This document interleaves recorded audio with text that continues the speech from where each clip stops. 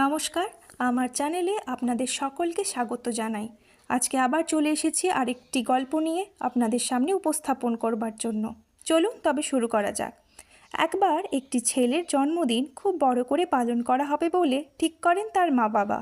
সেই জন্মদিনে উপস্থিত থাকে সেই ছেলেটির বন্ধুবান্ধব সহ আরও অনেক মানুষ।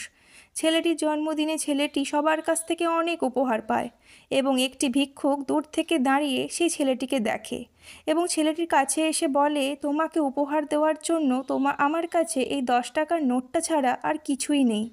ছেলেটি তখন হাসি মুখে তার দেওয়া ওই 10 টাকার নোট গ্রহণ করে। পরে জন্মদিন পালন হলে ছেলেটির বাবা ছেলেটিকে জিজ্ঞেস করে, আজকে তোমার জন্মদিনে যা যা উপহার পেয়েছো তার মধ্যে সব থেকে শ্রেষ্ঠ উপহার তোমার কোনটা লেগেছে? ছেলেটি নিঃসংকোচে ওই 10 টাকার নোটটি তুলে দেখায় এবং বলে, আমার জন্মদিনে পাওয়া সব থেকে শ্রেষ্ঠ উপহার হলো এই 10 টাকার নোটটি। দিনটি ছিল 2রা অক্টোবর। ছেলেটি আর অন্য কেউ নয়, তিনি হলেন আমাদের জাতির জনক মহাত্মা গান্ধী। কেমন লাগলো আজকের এই গল্পটি অবশ্যই কমেন্টে জানাবেন। আর যদি ভালো লেগে থাকে তাহলে লাইক দিতে ভুলবেন না। আরও এই ধরনের গল্প পেতে অবশ্যই আমাদের চ্যানেলটিকে সাবস্ক্রাইব করুন। ধন্যবাদ।